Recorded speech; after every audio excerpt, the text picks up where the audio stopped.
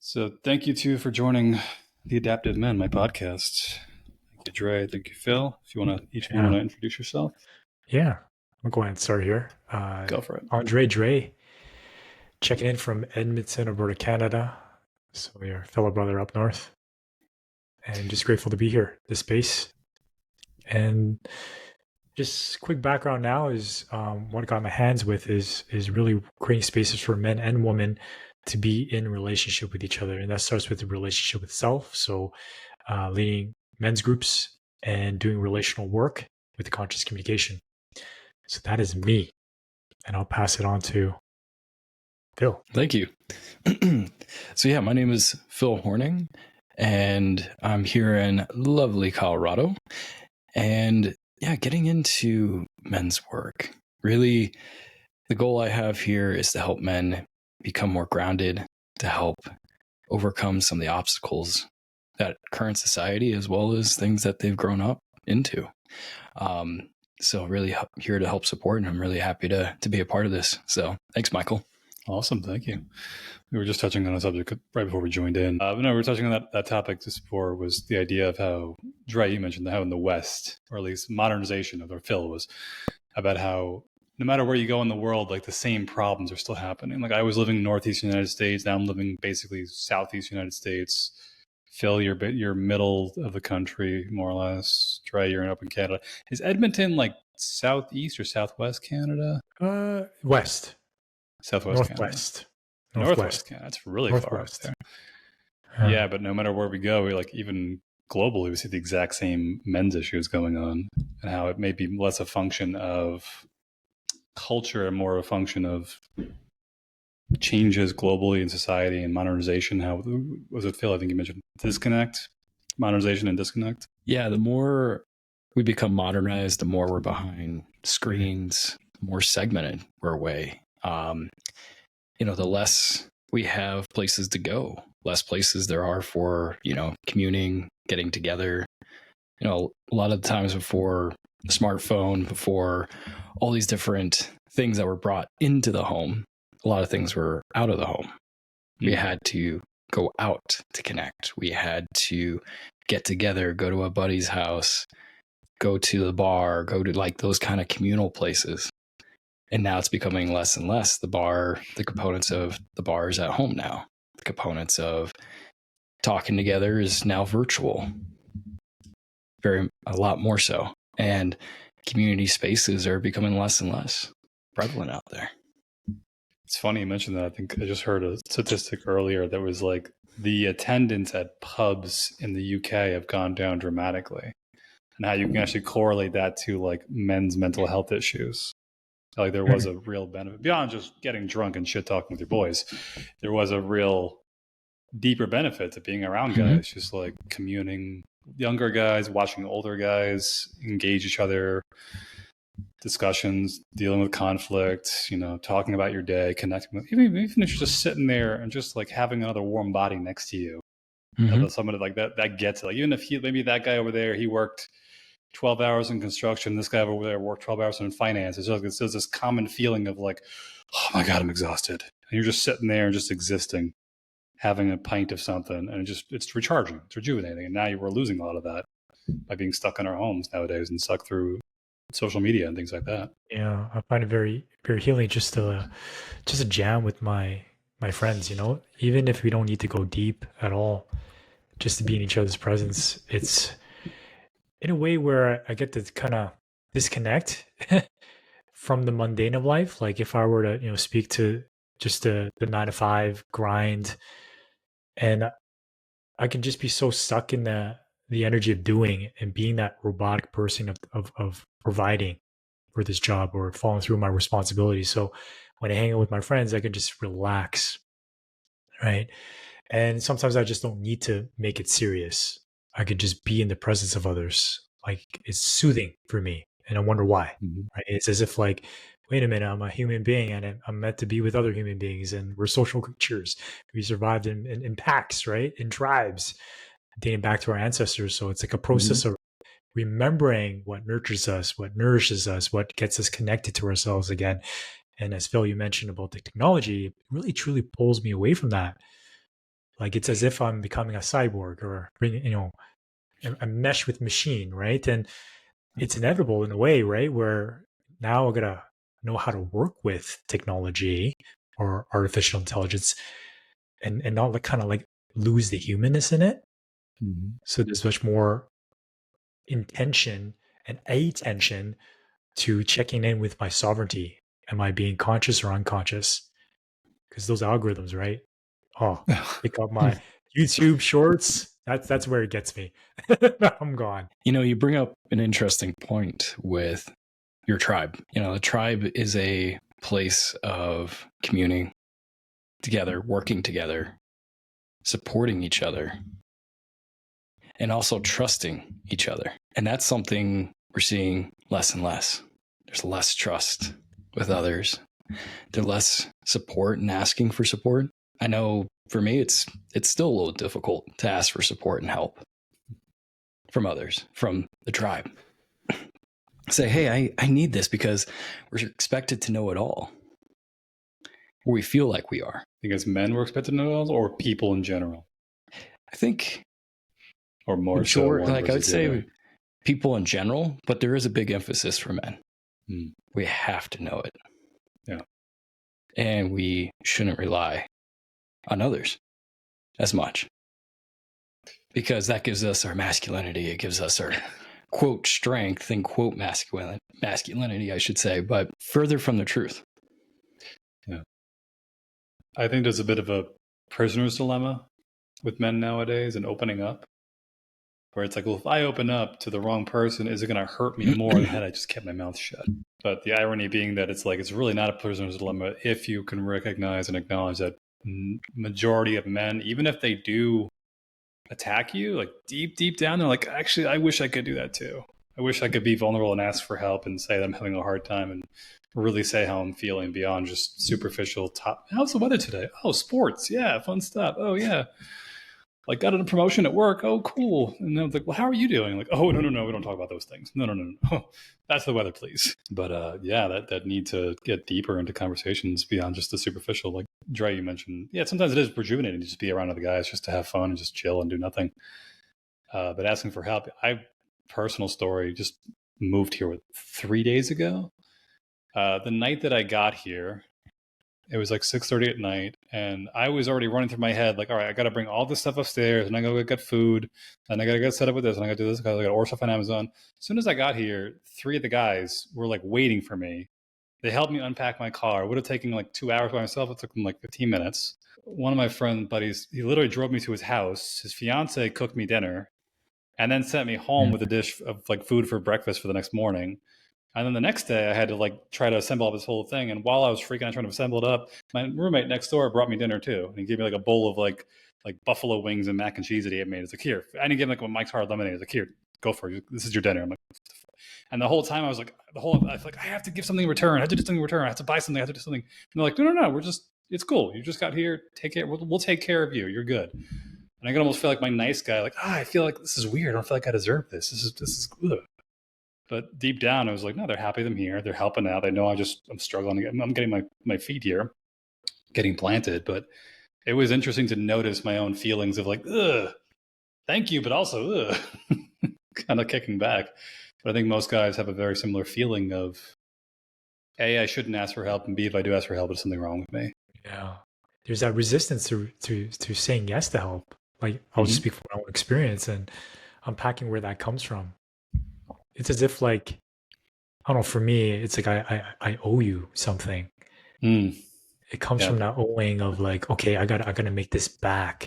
And maybe deeper underneath it is more of this less that I'm not capable, and I don't want to be seen as less capable. That I got this. I got to figure it out. Just let me handle it.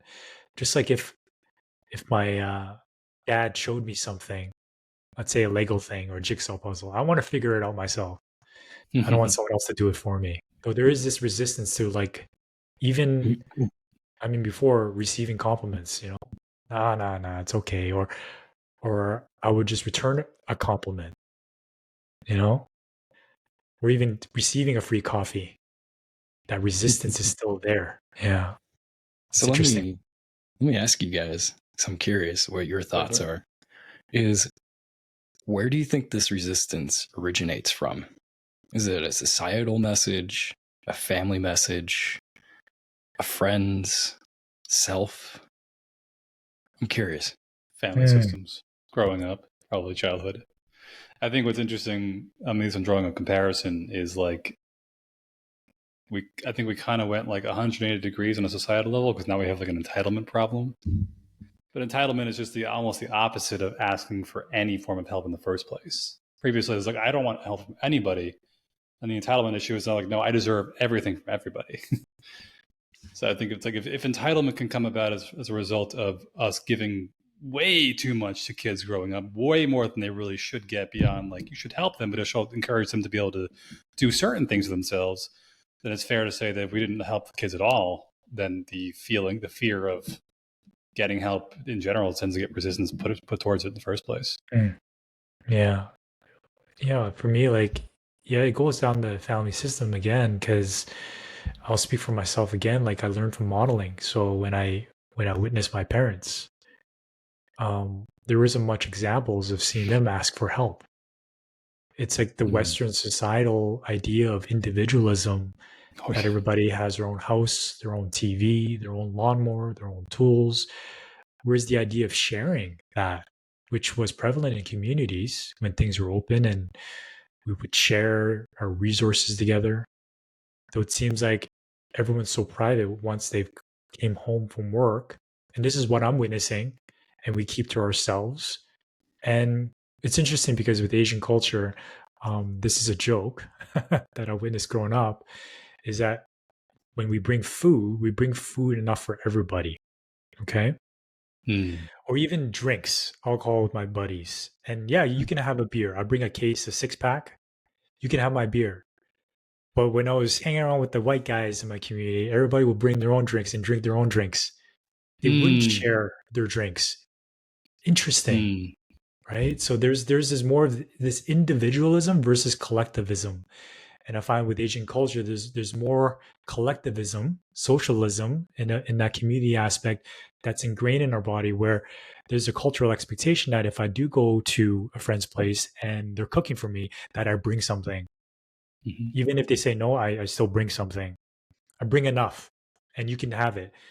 There's shame involved, where if I brought food and I take that food home, or if I brought drinks and I left it in your fridge, if I took it back home, I'm like, no, it's yours, bro. It's okay. Even if I just drank one out of a 24-pack, right? So there's some societal, cultural, family systems in play here that as a kid growing up, I'm observing, and it could also be epigenetic or ancestral too, where it's a cultural thing of what's expected. Yeah. I'm curious because also, as we look, when we develop more and more technology face kind of devices, things that steal our attention, social media, there is definitely a family raising aspect that we see. But now we have this being raised by a device and seeing what's out there and influence. And that, is societal, but also what's that controlling, or who's controlling that, what you see in the messages that you receive. And so we're seeing more and more of, whether it's based on your preferences or whatever it might be, but we're not seeing those things, those beautiful moments of those get-togethers as much. We don't really see that on your Instagram reels or YouTube shorts and those types of things. We see, a quick video, something humorous or whatever it may be, but we're not seeing the get-togethers as much. We're not seeing the sharing, the bringing over of items, the things to support each other. A lot of things are very independent. Here's me traveling solo across the world. Here's me solo doing this task or this cool thing and this and that and doing that. It's like very few things are, more than one person in the frame. This is a bit of a tangent from the men's stuff, but it actually kind of overlaps in a way. I was watching a podcast, I think it was Chris Williamson, who was talking to a woman about how like boyfriends of Instagram has become a thing now. It's a new trend. And it's like when a girl announces via Instagram she has a boyfriend, it's like a photo, but how they make it this really big deal. Like I have to make sure it's the right shot at the right time and the right people. Like one's too early, one's too late. But also this theme that the joke is like when you see women, like these young girls, they're going on vacation somewhere, they're in like, super bikini clad, whatever, they're like on Cancun, whatever, and they're just taking like this super sexy shot, and usually in the background it's the boyfriend taking the photo. And when they ask the girls, like, what do you take, like, why are you having him take the photo, why not both of you in the photo together? And they'd be like, well, I'm taking this photo for him. He's like, he's right fucking there. Like, why don't you just include him in the photo and part of something bigger? But it does speak to a bigger problem of like this hyper individualization, like this me, like make sure that like I'm getting what part of my brain, whatever I want, the attention, the gratification, at what expense, like socially and culturally, at what expense? How much is it going on to the individual? I'm sure guys have similar things of what they're doing via social media, but what technology is doing to us as far as like just make sure you, not you and your friends around you, you and your spouse, you and your partner, you and your friend group, things like that, what you can do for other people. Yeah, if I look next to my friend and they're having those Instagram boyfriend shots, I want to also do that as well, right? To fit in, to be part of the crowd, right? And so I see that trend where my peers are motivating me or motivating my actions to mirror that. And at the same time, also like which makes me curious about is speaking to that generation, the younger generation, perhaps the generation that is moving into social media in junior high or high school, and how is that social media affecting the perception of the world, right? Because Phil, you make a great question of like, no longer are the parents present with these kids, and that's a generalization, that's a judgment. Though what I could say is a fair judgment is kids nowadays are more glued to their machines than ever. And so who's running these algorithms? Who's pushing out these narratives as if these devices are parenting these kids these days, not the parents themselves? And I had a parent tell me that the transfer of wisdom and knowledge is no longer going up and down through the 7 generations of the eldership down to the youth. It's going horizontal with the kids. So they create their own echo chamber and they're disconnecting their parents from that. So in a sense, I've created my own echo chamber, my own cognitive dissonance of this world that I think is right, paired with the fact of my biological nature of reflecting back when I was in junior high school. I thought I was the only one. It was like ancient China thinking that this is heaven on earth and all the rest of the world's barbaric. That my ego was so big that I was invincible, that everything I said was right, was worth truth. And so that ego that I see with individualism just creates a perfect ingredient for this separation from each other, right? Also separation from self, because now I'm pulled into this game. And what game am I playing? Going further down this rabbit hole, because there's a lot of things that are intriguing. AI girlfriend. Oh God. Oh Yeah. It's starting to become a trend. Especially, of course, as you can imagine, younger males, younger generation. Because Dre, you brought up a great point for the younger generation. That's exactly what discussing earlier about the tech and how that's becoming the parent, the learning device, what we see, how we connect. And there's no emotion, there's no feeling of emotion and connection between a device and that. But now we're seeing a generation of really lonely men, and what's trying to start to fill that gap. AI friends, AI girlfriend. It's all what I see. It's almost like generational inertia. That's the right word is, but it's like it takes longer for people to catch up to the impact of a trend than the technology can improve on as it's going along. So I have people I've worked with for massage who have been like, back in my day, like your day was not that long ago. In the grand scheme of history, social trends and changes like this would have taken several hundred years, if not maybe longer. And now, like, AI girlfriends is messing around with people who are still baby boomers who understood, but it was like back in the day, we used to go to a bar and just pick up chicks. I don't understand why people aren't doing that anymore. It's like, yeah, but back then you didn't have AI girlfriends or algorithms causing echo chambers or this super addictive device that's sitting in your back pocket. Like, you have infinite porn in the palm of your hand. What young guy can stand that kind of power? and then having this sense of like judging them in a way or trying to criticize, not understanding, like the AI girlfriend thing. I'm sure there's plenty of people out there who have like a sense of like, I wouldn't say distaste, but almost like lack of empathy for how bad it can actually be for a young guy, because it sounds absurd to an older person or to a person who has never had that kind of interaction. It sounds absurd to think to a person who's been in a 20, 30, 40 year marriage, the fact that you could fall in love with a robot online. But it's just a function of parts of human psychology that were never targeted the way that they're being targeted today. And it's like it could have happened at any point in human history if only we had the technology, but now we do have it. Now it's happening, and people are still trying to figure out, like, that sounds ridiculous. Who's going to fall in love with an AI girlfriend? Why not go out to a bar? Why not go to this? I mean, it's like, it's crazy. But yeah, I think I see a big problem with lack of empathy for younger guys, like the loneliness epidemic, the men's issues, and just thinking like, I don't understand why they don't just like not do that. And it's like, you don't understand how powerful these addictions can be. The perfect storm of like, you're creating a super lonely culture combined with demasculating and emasculating men, trying to encourage them to be more feminine, telling them to, like, from a young age, from a very young age, getting them involved in, you know, social media, technology, iPhones, iPads, smartphones, and then the lack of male role models around. And then you just introduce like, oh, your puberty hits, your hormones are going crazy. AI girlfriend tells you exactly what you want to hear, whenever you want to hear it, 24 hours a day. Why the hell would I ever go to talk to a real girl? It'll just be like drama where we download a girlfriend. Yeah, to a robot. Lucy Lou or something like that. Right? Like your celebrity, right? I think that's yes, it was celebrity bot. Yeah. Yep. Right into the robot. Yeah. Wow. And like the planet goes literally they called it basically. Well, it's from the creators of The Simpsons, who always seems to call things in the future. So yeah, That's another rabbit hole to go down to, eh? yeah. had to make that reference. Yeah. Yeah, liking that, Michael, when you said the lack of empathy.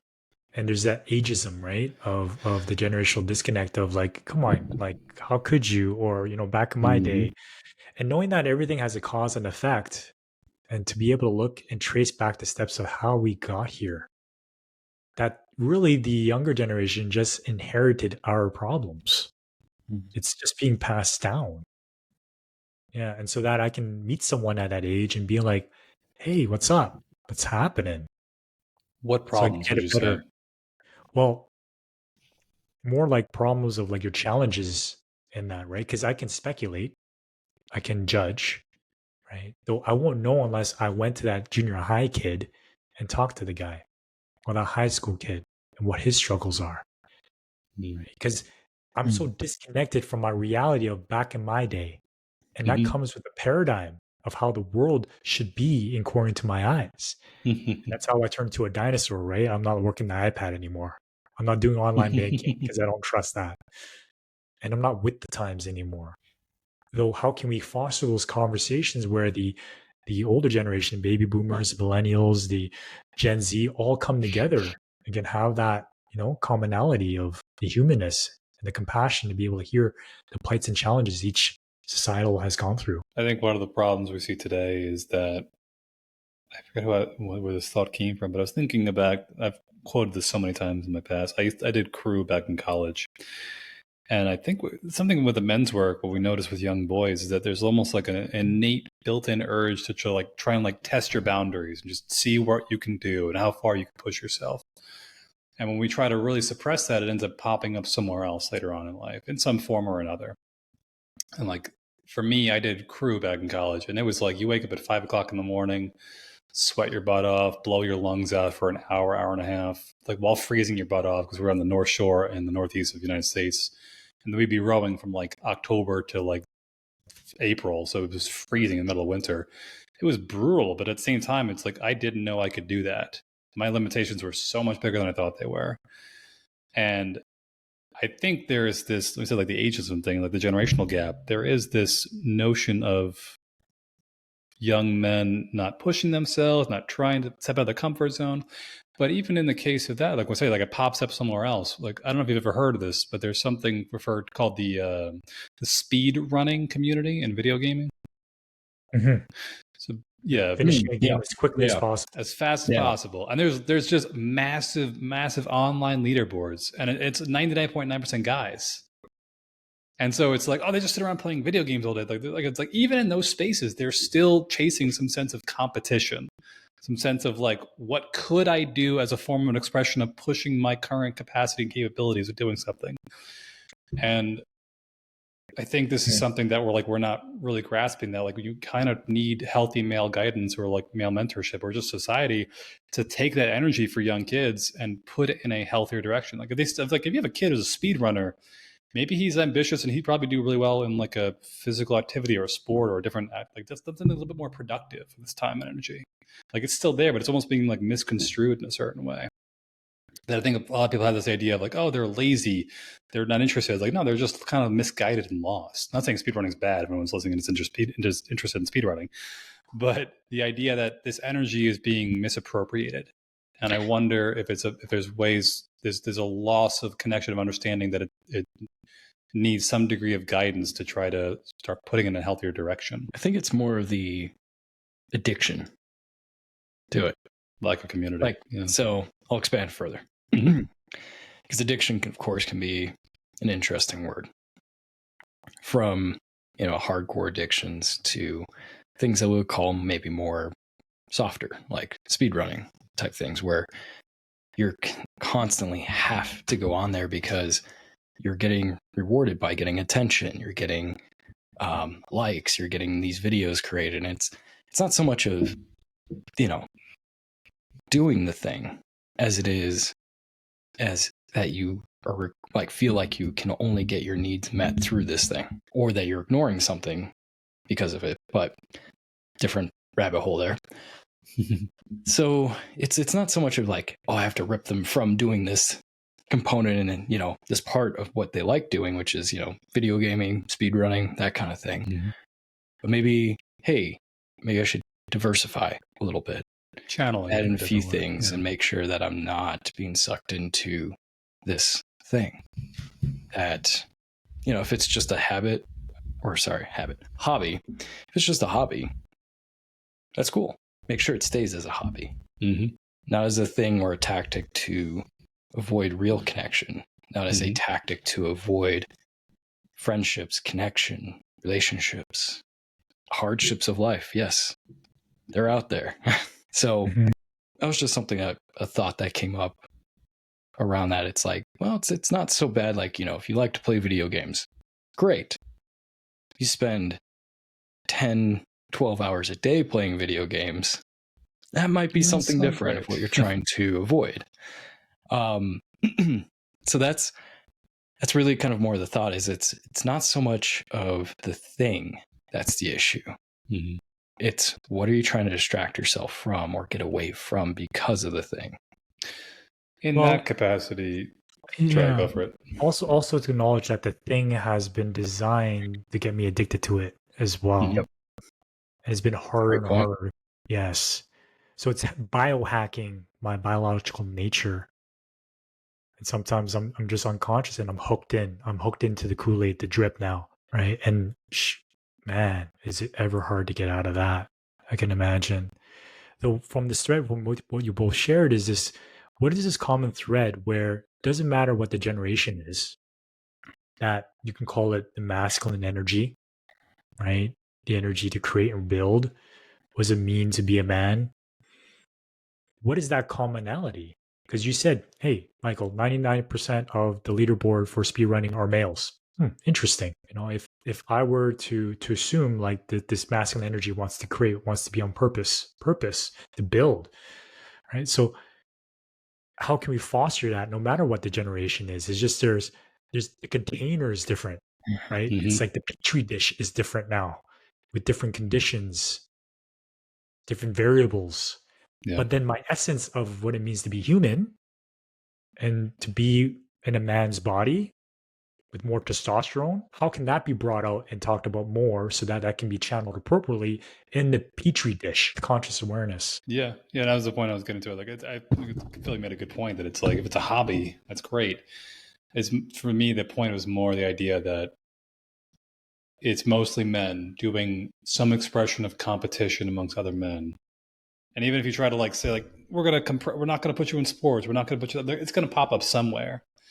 And so rather than fighting that nature, it seems to be inherent in a lot of young boys. It's like, how can we have an honest discussion about channeling it in a healthier way? Like you said, distributing, or not the word, diversifying ideas, rather than like, all right, do that speedrunning, but also let's see if we can try out different, like a sport or a physical hobby or a different activity, like a variety of things. So you're at least contributing competitive value in other areas of your life instead of just spending 14 hours a day playing Call of Duty or something like that. Granted, there are people who play professionally and make a killing financially. The vast majority of people are not going to get that kind of luck and fortune in their careers. Yeah, and possibly losing your soul in the process, right?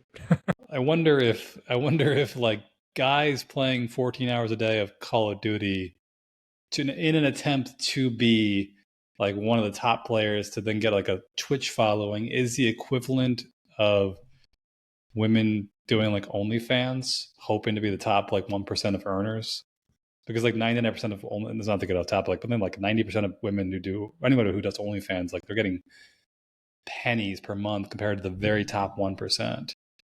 The same thing with things like streaming or video game play. It's like it seems like it's an opportunity there, and it's kind of channeling maybe some part of your innate nature in some way, like men, young boys doing video games or things like that is like competition, and young women doing things like, I don't say OnlyFans or other things, or Instagram, being an influencer is innately natural to want, like, young girls wanting attention, women wanting attention, anything like that's totally normal. It's healthy. It's fine.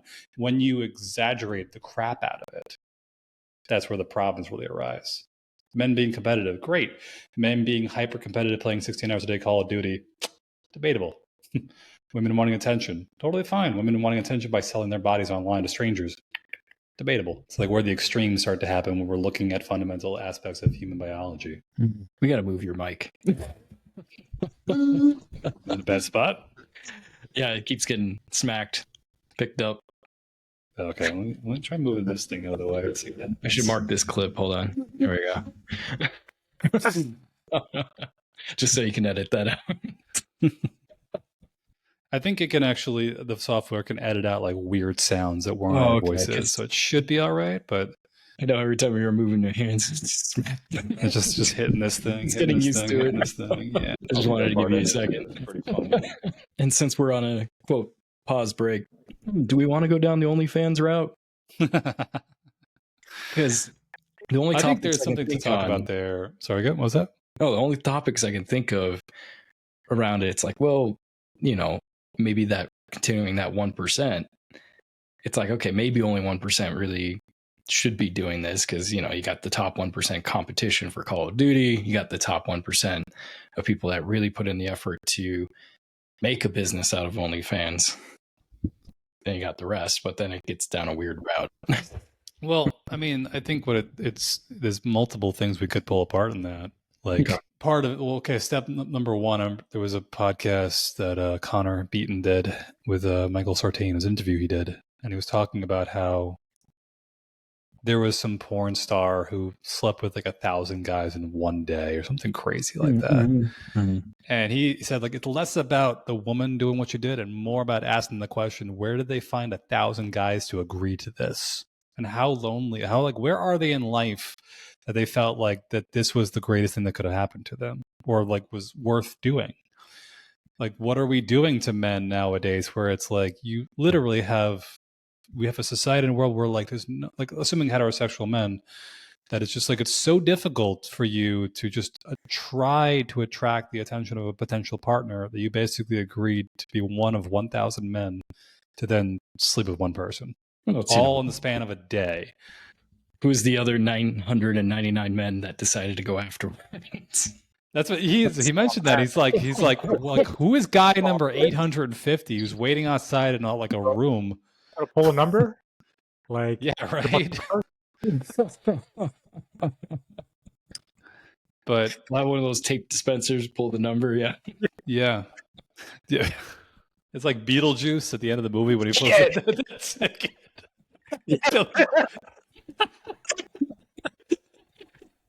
But yeah, I mean, like even things like porn usage and OnlyFans, it's to me it speaks to an underlying natural phenomena that is being heavily abused by creating societal circumstances.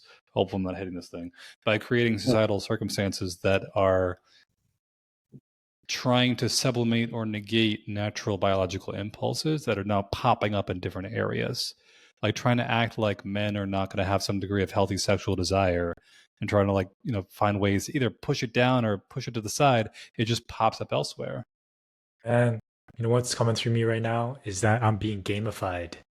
Everything is seeking my life force, my time and energy for profit. You could say that, or at a deeper spiritual level to get me separated from myself, so I'm easier to control. Mm-hmm. When I relate back to the times where I watch porn, is because I had low self-worth. I didn't feel I was worthy enough or good looking enough or had the skills, and it was comfortable, so I don't have to risk the fear of rejection, that story that's true, that I'm not worthy to be in a relationship. And so it's there to kind of pry on these beliefs, right? Like there's nothing that is like, here, work on yourself. Let's develop you into something to your best version of yourself. It's everything that's being gamified so that I can be hooked onto their drip. This is for me. If I look back down, I didn't even take the chance of opening up an OnlyFans account to take a look. Never did. Though if I can imagine my younger self, I'd be curious, 100%. I'll be on there, and then all of a sudden I'm hooked. It's been gamified, and I'm rewired. That's where I get my hit. My crack dealer, man. Don't take my crack dealer away from me.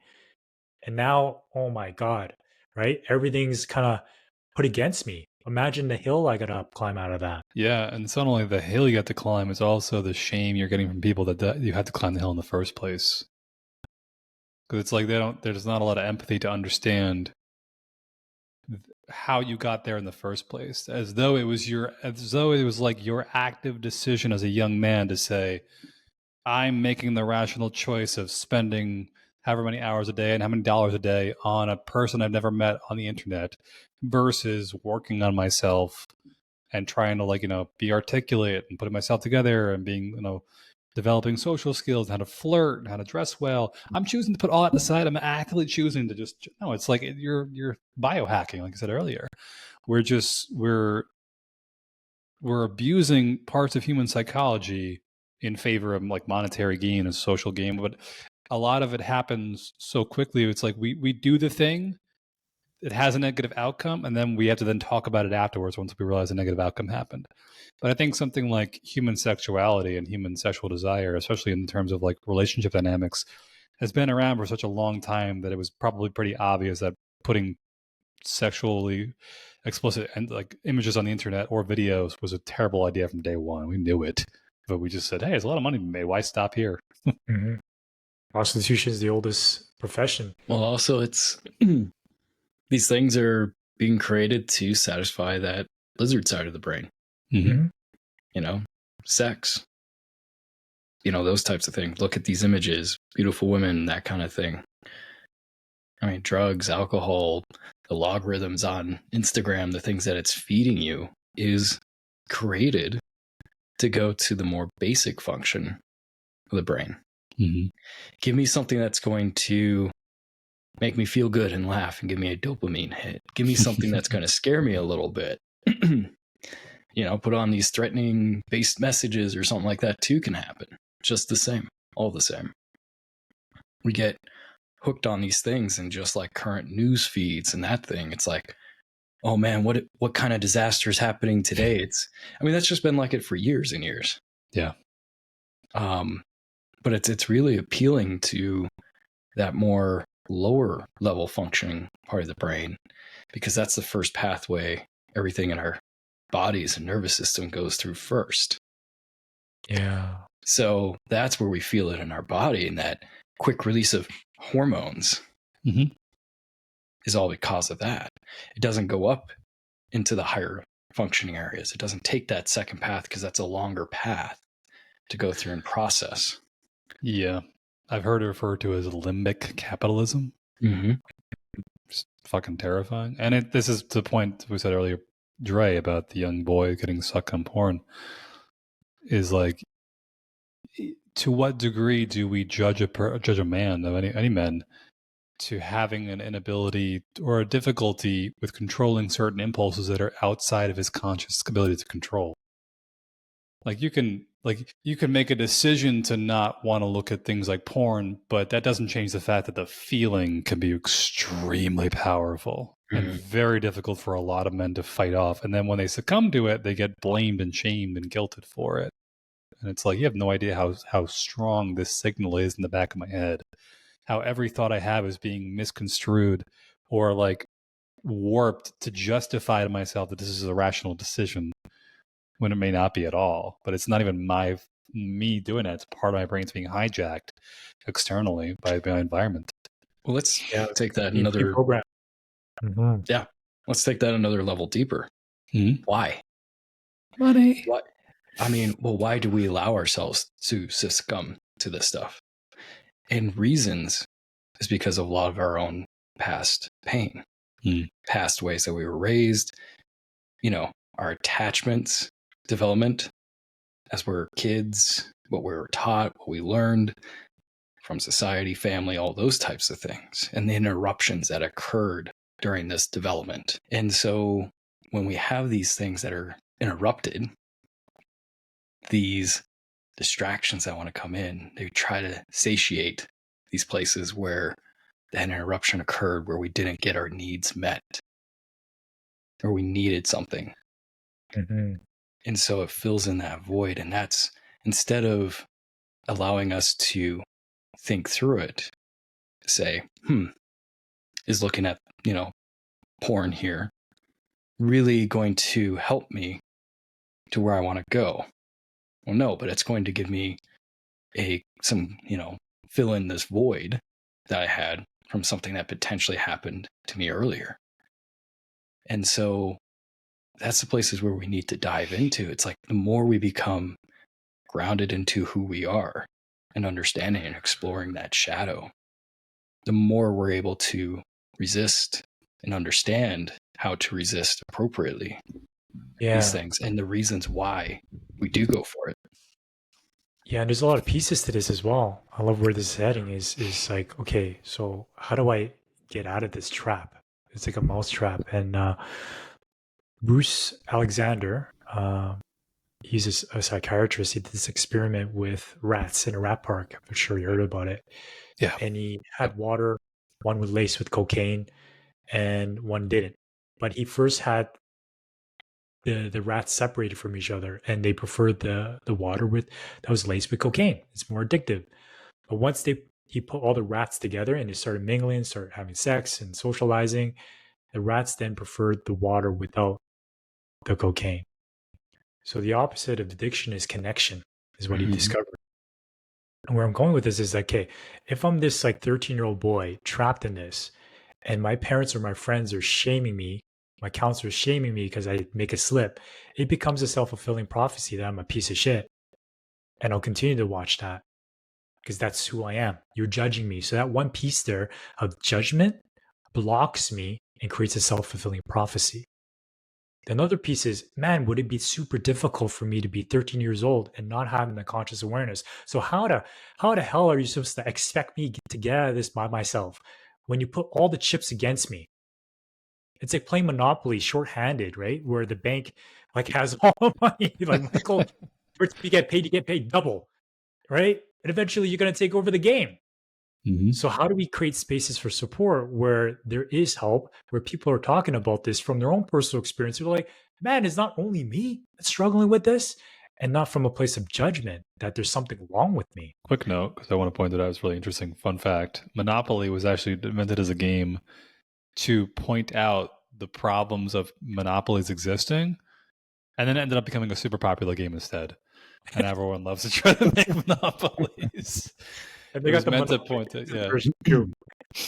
Yeah, but what's popping to mind for me, and this is a resistance I have around sometimes around talking about the men's work, is like when we talk about where these issues came from, is just like, what does a healthy, what is like the ideal, perfect family system look like, such that attachment disruptions wouldn't have happened?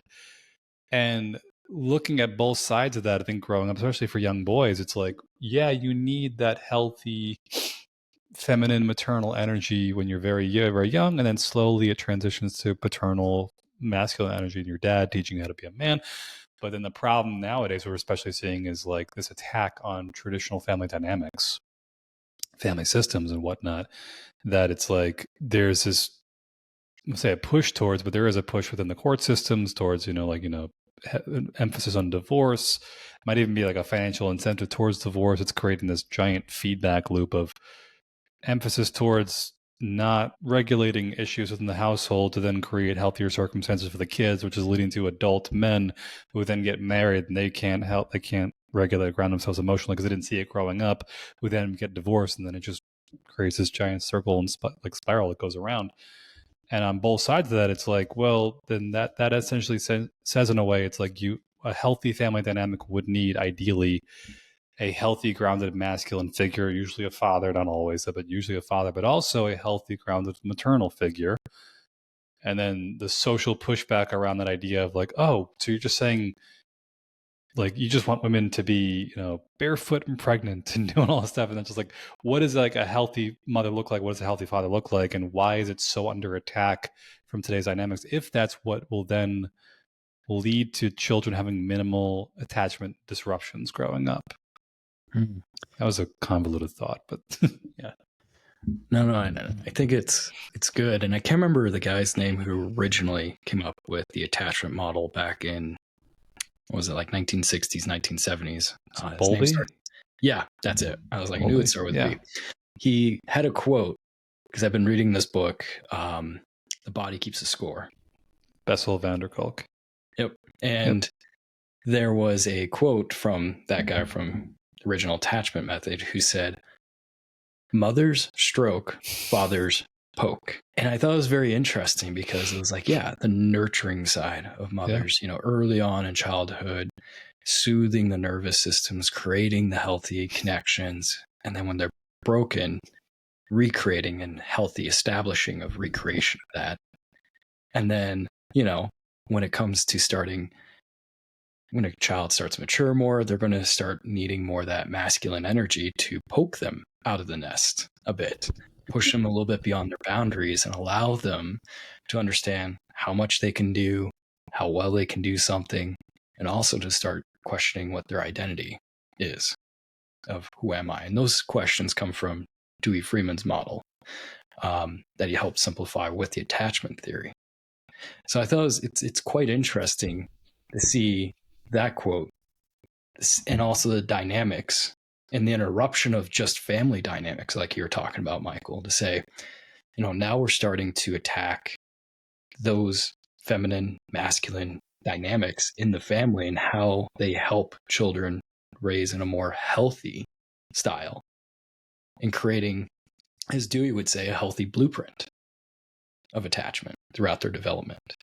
So we're seeing more and more interruptions between that. We're seeing separations of mothers and fathers where one of the parent figures almost disappears. Child lives with one, or they themselves are so messed up from divorce that they don't put their focus into helping raise the family. Or they think they're only, like, especially fathers, and when it comes to alimony and child support, they think their only function is to provide money. I mean, in a lot of ways, that's how the courts treat it. Yeah, too. That's a whole nother discussion. Next podcast. But no, I think that's one of the things is we're missing some good, healthy dynamics. And, when it comes to raising kids, it's like, well, how can I raise my kids when I have an unhealthy ex in the picture as a part of that? And that's some things I've come across with clients as well. It's like, well, how do I do this? Yeah, I mean, how to do this as well, where the education around relating, relationships, and communication is non-existent. Like, who takes premarital classes? Well, yeah, I think I've heard this. This is a quote I'll throw out there, and we'll tie it in somewhat. But it was a good quote. I heard when I was younger. It was like it's a little bit political, but we'll go there anyway. It was like if you're under 25 and you're a Republican, you have no heart. If you're over 40 and you're a Democrat, you have no brains. Whatever your political affiliation is. I'm from As I've Canada. gotten older, if you're a maple leaf syrup from Canada, then I don't know. But, it was as I've gotten older, you start to look back. I'm not saying political affiliations one versus the other, but you start to look back, and at least I look back and I look a lot of more conservative affiliations, and you start to see like one thing they really tried to emphasize was some degree of intergenerational wisdom. Mm-hmm. And I've seen this a lot with religion, certain forms of spirituality, certain customs across cultures, especially with massage therapy. I've met a lot of variety of people, different cultural backgrounds, and certain cultures really emphasize like certain degrees of dynamics within the family structure that may be a little restrictive here and there, but on the broader, bigger picture, generally, assuming there's also healthy emotional integration and emotional expression within the household, leads to healthier family dynamics. And I think when you said it's like we don't have like education, you said like premarital classes. So like if you look at like the Catholic Church, it's like pre-Cana is a big one, or even I'm sure other religions, other affiliations have similar things too. This idea of the elders are going to teach the kids how to be in a relationship by both modeling it, but also teaching them by like talking to them about it. And what I've noticed is that it tends to be that my own practice of massage, I've noticed a lot of the people who tend to have success multi-generationally are the ones that took customs and traditions that worked, especially in the context of relationships, and kept it going. And they either taught it to them directly or indirectly or a combination of the two.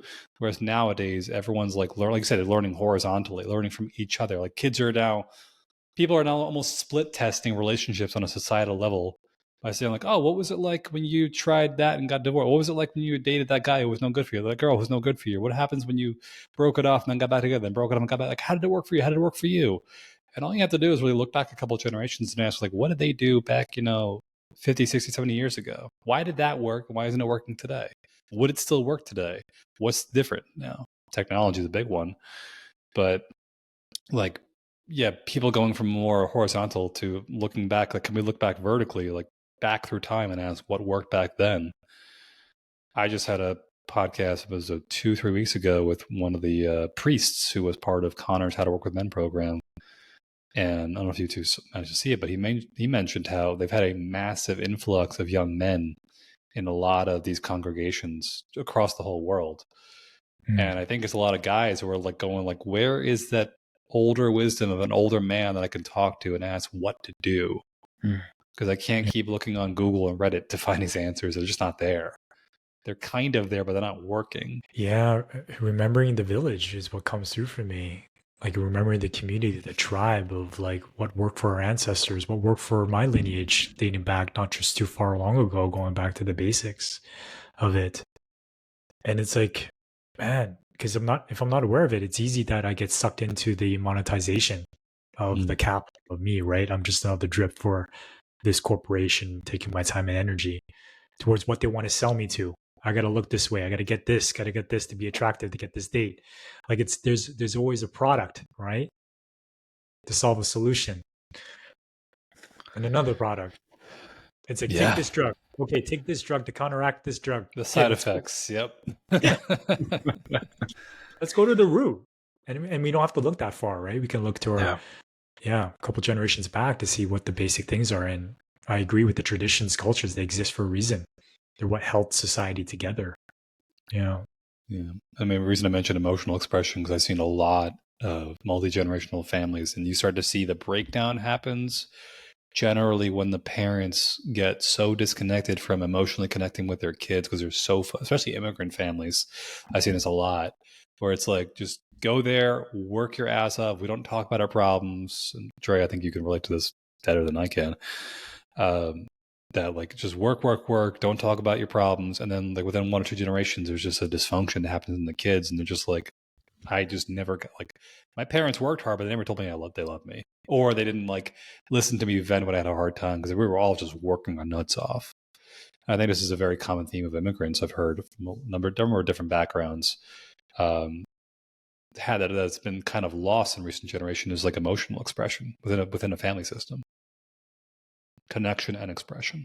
And it goes back to yourself, Phil, about the awareness of like my attachment style, also doing my work. And I don't know, maybe I'm in an echo chamber, though I'm witnessing a lot more men being more receptive to this work, coming forward. You mentioned the priests, like a lot more young men are coming into the churches looking for that elder wisdom. So it's there. Or, the Jordan Peterson, the Andrew Tates of the world, pulling a lot of the men. The men are yearning for this. Yep. And they're ready to step forward in this. And so it's powerful to also have the tools and the awareness to be able to do my own healing. Also, to not do it on my own as well, right? Like find a men's group, right? Find a community where other people are doing this as well. Because it does, for me, I'll say for myself, take effort to connect with people, to do a fun nights out. We have a WhatsApp group chat of our, people that we are like-minded. And we're like, hey, we're going bowling, right? And it just takes one person to plan it, to set up the reservation. And people are like, I'm in, let's go. It's like this craving to just get out and just play. Though it just takes this one person to do the light work to make it happen. And so that's the invitation, is take the leadership to just initiate, a games night or something like that. Just try, just see where it lands. And it's like part of like taking a healthy risk. It's like, well, what if it doesn't land? Like then who wants to go bowling? Nobody. Okay. Never asking about bowling again. What else can we do? at least you took the chance, and maybe somebody was interested, but just see where it lands. Yeah. Or, laser tag. Laser tag's good. Like laser tag. Laser tag's fun. Yeah. Or if you're a nerd like me, going to laser tag. If you're a super nerd like me, you got trading cards you play with. Pokemon. But, no, this is actually, if I'm being honest, this is Lorcana. It's like Disney trading cards, the new game they got into. But my buddy next door, it's kind of new, probably like a year or two old, not too long. But there's my buddy who I moved down here with. He really wants to open a card game shop at some point in the future, and I'd probably help him out with that. Like we've always, that's been actually where my growing up, I was Pokemon, Yu-Gi-Oh, Magic the Gathering. That's where like I found my tribe. I was a nerdy kid. I loved the idea of I was not athletic. And this is, I think, an expression of like talk about like the video games and whatnot. Like my competitive masculinity came out through competitive trading cards. I was super hardcore, but like I'm going to be the best. I'm going to number one at the shop, my local game shop every Friday, playing a tournament when I was like 12 years old, playing Yu-Gi-Oh cards and whatnot. But it was like, I also made a lot of good friends, had a lot of good memories there. But it was like finding that help. It was better than, being out drinking until 4 a.m, doing God knows what drugs with people. And it's just, but finding your tribe in a healthy way, and sticking with it and doing stuff with them. Yeah. I like it because it's community. And that's a thing, like you were talking about earlier, more and more young men are just screaming for, because school funding's getting cut, less clubs, less community, less things. Parents aren't engaging kids in as many activities and getting them involved with friendships, and a lot of things are online. So what are the things that they can do themselves? Well, go join something that's a community, and something that brings them closeness and connectedness, and that can have both a negative or a positive community that can be brought in a lot of ways. And so that's why we're seeing a lot more push into those places. Yeah, and also takes a responsibility, and not to treat it as like a burden, but it's a privilege for people that are older, different generations, to initiate these spaces, to create these spaces. Because I can imagine, like, I got my friends, man, online. I'm chatting on Discord. I'm on that 24/7. Hey, I'm connecting with my community. It's right. So it's that online side, right? Like how to create those spaces that we're creating rites of passage, games, physical exercises, team building, like in person. And it does take someone that has that initiative to create that. create that container, build it, and they will come. Sometimes you don't have to be the one that starts it. You could be the one that supports it, though. It's like if you don't know where to start, but you could find somebody you want to support. One last thing we'll touch on before maybe wrap things up about an hour here. Phil, you mentioned something a second ago. I'm already blanking what it was, but the concept was like certain things will pop up regardless, and it depends on how it manifests, positive or negative. So it's like healthy human sexuality might manifest in the form of committed relationships and healthy family dynamics, or it might manifest in terms of porn and drug abuse. Or healthy male competition might manifest in the form of sports and activities, or 14 hours a day on Call of Duty. Yeah.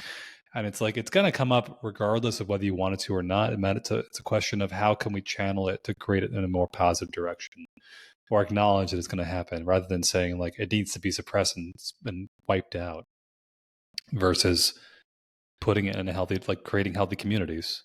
It's like the community thing was, the pop-up was, for me, it was the idea that like when we lost healthy male mentorship dynamics, like if you don't have healthy spaces for young guys to go to, the likelihood of them falling into like gangs or some kind of criminal activity is so much higher. And it's not because that they're bad kids, bad young boys. It's because like they're looking for something.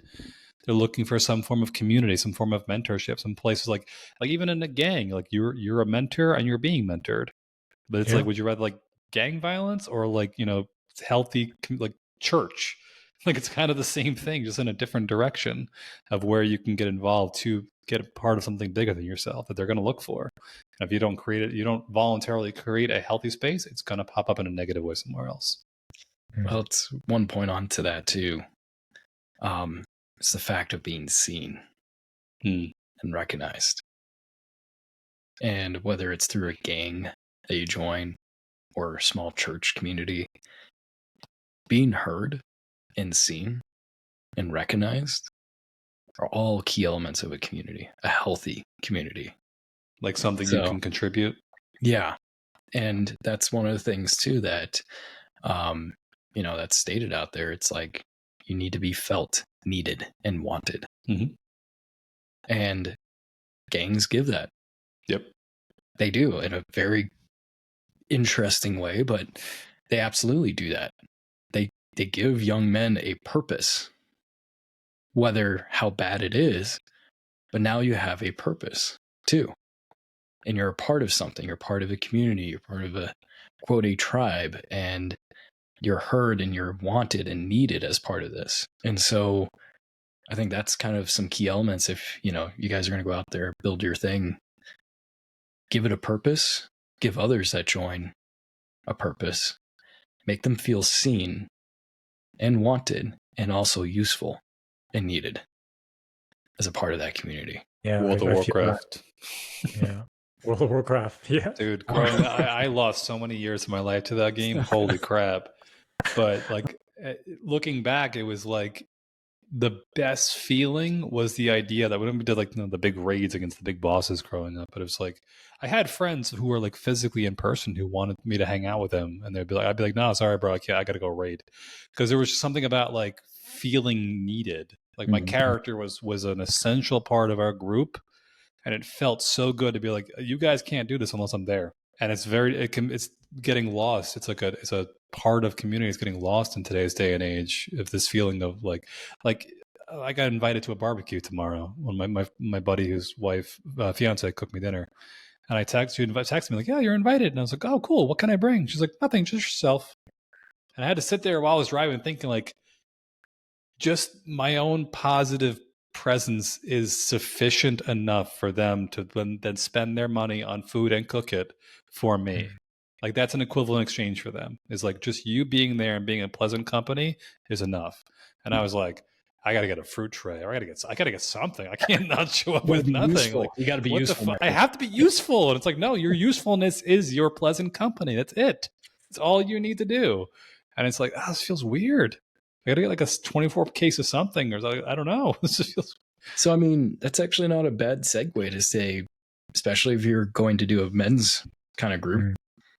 Hey, I need you to bring this, or hey, can you help me with this?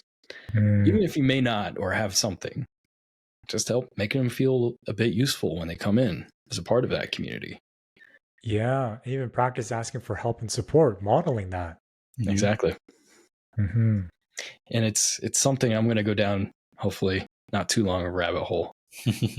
But, you know, those nights where you have a rough night, a rough day, and you have some friends that say, yeah, call me anytime. How often do you use that? Mm. What if you took the initiative, even if it's something a little more less minor than, you know, you're on the edge, and just said, hey, I just need to speak to you. Well, it makes them feel needed and also open to utilize you as well. I just wanted to add that in because it's a very important note from a lot of men I've been hearing from out there, and some personal experience as well. Yeah, there's a feeling how do of we engage that? Yeah, and create that community. It's a part of that too. Mm-hmm. Yeah, there was a meme going around on, I think it's still, I'm sure it's out there somewhere, and it was like those clips from movies where there's a guy just like nodding his head in agreement of whatever's happened, like good, yes. And one of them was so funny. It was a woman, and she's walking up behind her husband, and she's holding a pickle jar, and he doesn't notice she's there, and he's doing something, and she's holding the pickle jar, and she goes to open it, and she's like, and she looks at the camera, and it just cuts to all the guys like nodding in agreement. She's like, good idea. And she taps him on the shoulder, like, can you open this for me? And he's like, yeah, I'm big and strong. And he opens the pickle jar for her. And they're just like, good. Make him feel needed. It was just the little things like that. Just like have him open the pickle jar, have him take out the trash, have him do like something that like contribute something. Whatever it may be, whatever they're able to contribute, and then make them feel needed for what they're able to contribute. And acknowledged, right? Part of that. And acknowledge it, yeah. Yeah, needed. Yeah, love it. Yeah.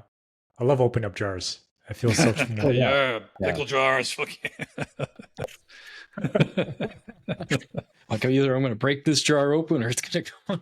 It's got to come one way or another. I will pull every muscle in my body before I refuse to open this jar. There was another short clip where this it was a cooking competition. You see this girl, she was a younger girl in the cooking competition, and her parents are like standing above in the stands, just like maybe 15 feet away, and she's really struggling to get the jar open. And then she, you know, it's like close to the end of the competition. There's a lot of heat, and she's trying to get this jar open to put the final touches, and she runs over to her dad. And there was comments that were, and of course he opens it, you know, with, it was a very stuck lid, but it was like no lid was going to prevent him from opening this. So, you know, his daughter's success, all that was right with just this one lid. So it's just, it was a great way to represent needed family connection. But like, it was just crazy because, you know, no lid was going to stop him. He would break that jar open with his hands. Shatter it if he had to. Like, I'm going to open this jar one way or another. Right. Yeah. But having, like I said, just having some space to let men feel needed. It's huge. Yeah. Awesome. Any last topics you guys want to touch on? If not, we can call it here. I feel pretty complete with where we ended too at the connection community. Cooking. I had a lot of jar opening. So what do we go? We went from like men's issues to OnlyFans to cooking to jar opening. Quite the bouquet of ideas. This is awesome. We'll have to do this again sometime soon. Dre, where can we find your stuff? Yeah, name here, Andre Lamb, Andre_Lamb on Instagram. Though you can also find me live on YouTube at Get Resourced. My partner and I, we go live every Friday. We talk about getting back the power through resourcing ourselves, doing the inner work to get connected to self-source and others. So anything around relationships with self, others, we'll talk all that jam on YouTube there. So that's where you can find us at Get Resourced. Awesome. And Phil? Yeah, so you can find me at thegroundedwarrior.com. So my website there. I do have an Instagram as well, Grounded Warrior. But on my website, there's some free resources, things like creating your vision, other things that you want to work through as well. And also there'll be, in the next few months, some more coming things. A couple workshops I'm looking at doing as well, a couple free webinars. So keep up, check out the site. So thank you. Awesome. Thank you both for coming today. This is awesome.